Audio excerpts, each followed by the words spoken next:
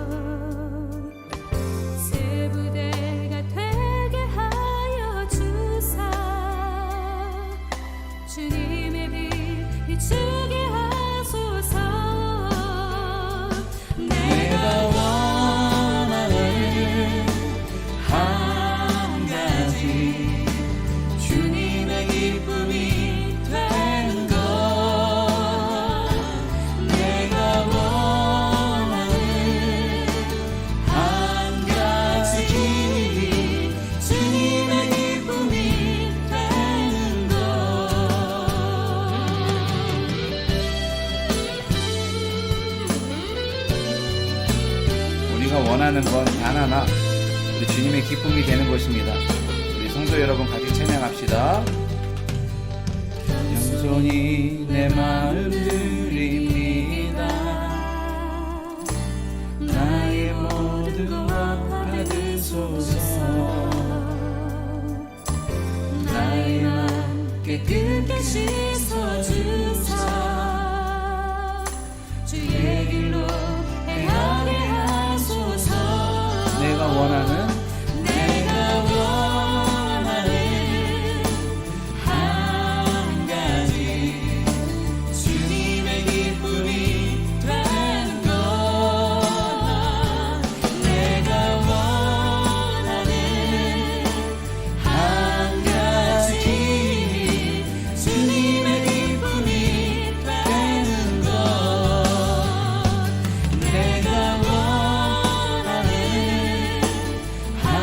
한 가지 주님의 기쁨이 되는 것.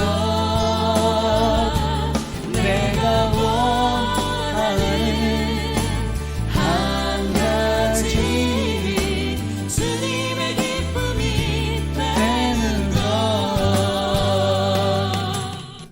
아멘. 우리 성도님들이 원하는 것 한 가지가 주님의 기쁨 되는 것입니까? 오늘도 주님의 기쁨이 되기 위해서 말씀도 나누고요. 그 말씀대로 살아가시는 저와 여러분들이 되었으면 좋겠습니다. 오늘 함께 나눌 말씀은 디모데후서입니다. 디모데후서 4장 7절 제가 봉독하여 드립니다.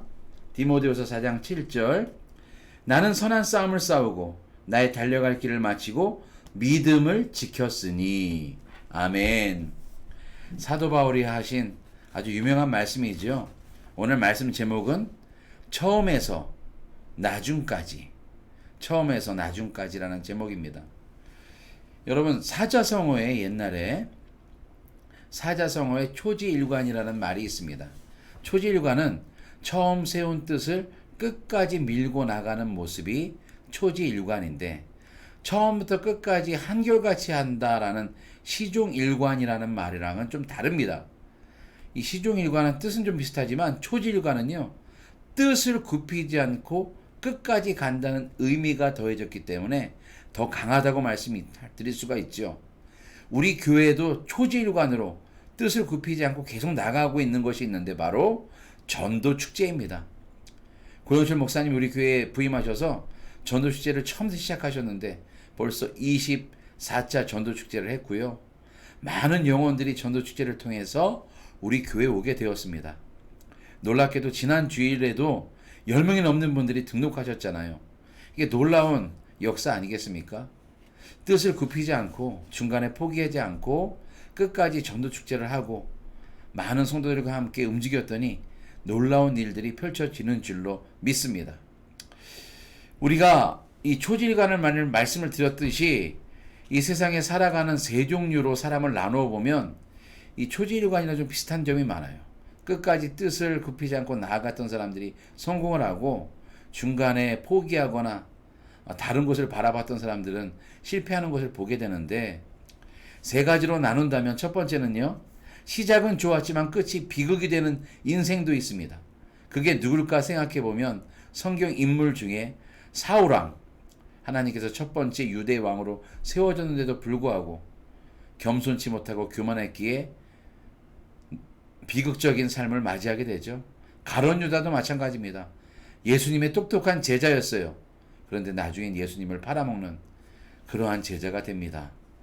둘째로, 시작은 부족했지만 나중에 인생을 아름답게 마친 사람들이 있습니다. 바로 다윗. 처음에는 그냥 막내였고, 그렇죠? 그런 다윗.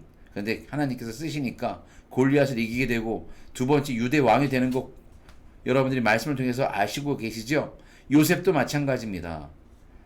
요셉도 하나님께서 쓰시니까 애굽의 총리까지 되는 그런 사람이 되는 것을 보게 되죠.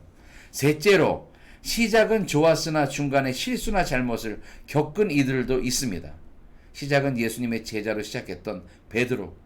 그런데 나중에 목숨이 두려워서 예수님을 모른다 부인했던 그 베드로. 그런데 결국엔 다시 일어나서 하나님이 원하시는 인생을 살아가게 되고 많은 사람들에게 신앙을, 또 예수님을 알리는 역할을 감당하지요. 오늘 성경 말씀에 나온 사도 바울도 이런 삶을 산 사람입니다. 처음은 시작은 좀 좋지 않았지만 예수 믿는 사람들을 죽이고 잡으러 다니는 사람이었지만 그가 예수님을 만나자마자 변하게 되었습니다. 그리고 복음을 들고 선포하는, 하나님의 자녀이자 하나님을 전도하는, 하나님의 말씀을 이야기하는 그런 전도자로 사는 것을 우리는 보게 되지요. 그런데 그가 로마 감옥에 갇혀 있을 때 오늘 말씀이 바로 믿음의 아들 디모데에게 목회 서신 편지를 쓴 거지요. 디모데후서 4장 7절에 이렇게 말합니다. 나는 선한 싸움을 싸우고 달려갈 길을 마치고 믿음을 지켰으니, 이 초지일관했던 자신의 모습을 이야기합니다. 오늘 이 말씀을 분명히 우리 마음에 새기면서 세 가지의 특별한 말씀을 마음속에 기억하시기 바랍니다. 첫 번째, 우리는 날마다 오늘 말씀해 보니까 영적인 전쟁을 치르며 삽니다. 나는 선한 싸움을 싸우고, 이 싸움이 뭘까요? 이 적군과 권투하고 뭐 이렇게 몸으로 싸우고 이런 것들이 아니에요. 우리의 씨름은 혈과 육으로 상대하는 것이 아니라 통치자들, 권세자들과 어둠의 세상 주관자들과 하늘에 있는 악의 영들과 상대함이라 에베소서 6장 12절에 나와 있습니다. 우리는 매일매일 싸우는 거예요. 싸우는 겁니다. 어떤 거와 싸웁니까? 내 육신의 정욕, 욕심들, 자꾸 피어나오려는 안 좋은 것들, 이것을 누르고 내 마음속에서부터 싸움이 일어나기 시작하고요. 세상의 유혹과 사단의 유혹에 넘어가지 않는 것, 바로 이것도 첫 번째 싸움으로 우리는 하고 있는 거예요. 두 번째는 뭐냐? 결승점까지 완주해야 됩니다. 오늘 말씀 보니까 나의 달려갈 길을 마치고, 힘 조절을 잘하면서, 이 달리기는 오래 하려면요, 숨쉬기도 잘해야 되고 힘 조절도 잘해야 돼요. 처음에 전력 질주하면 마지막에 뛰지 못하는 것처럼 우리는 인생의 달리기, 믿음의 달리기 완주하기 위해선 이 믿음과 삶의 균형을 잘 맞추면서 끝까지 달려나가는 저와 여러분들이 되기를 원합니다. 마지막 세 번째는 끝까지, 오늘 말씀 보니까요, 믿음을 지켰으니 라고 사도 바울이 이야기합니다. 얼마나 담대한 신앙 고백입니까? 끝까지 믿음을 지켜야 될 줄로 믿습니다.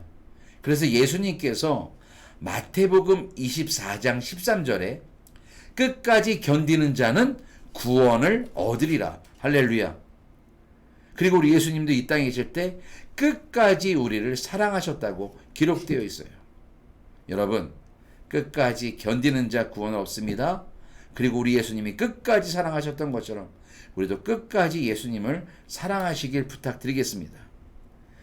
물론 믿음 생활 하다 보면 지칠 때도 있습니다. 생각지 못한 어려운 일을 만나게 되고요. 육체적인 고통, 질병을 만날 때도 있습니다. 사업적으로 잘 풀릴 줄 알았더니 힘들 때도 있고, 자녀들이 잘 될 줄 알았더니 자녀들의 앞길을 막는 여러 요소들도 있고, 또 자녀들이 내 생각만큼 성장하지 않는 부분들도 있습니다. 그럴 때 또 나에게 믿음을 줬던 사람이 떠날 때 또 상처를 받기도 합니다. 사도 바울은 이 디모데에게 이런 것을 얘기해 주는 거예요. 삶을 살아가면서 믿음을 지키면서 여러 가지 힘든 것이 있지만 끝까지 달려갈 길을 멈추지 말고 믿음의 경주를 하라라고 이야기하고 있습니다. 사랑하는 성도 여러분, 여러분들은 어떤 믿음의 여정을 걸어가고 계십니까? 흔들리지 않는 믿음으로 살기 위해선 내가 달려갈 길을 다 가고 저 목표를 향해서 초지일관으로 달려가는 저와 여러분들이 되길 주님의 이름으로 축원합니다. 오늘 이 말씀을 생각하시면서 함께 기도 제목 보시면서 기도하고 하루를 시작하길 원합니다.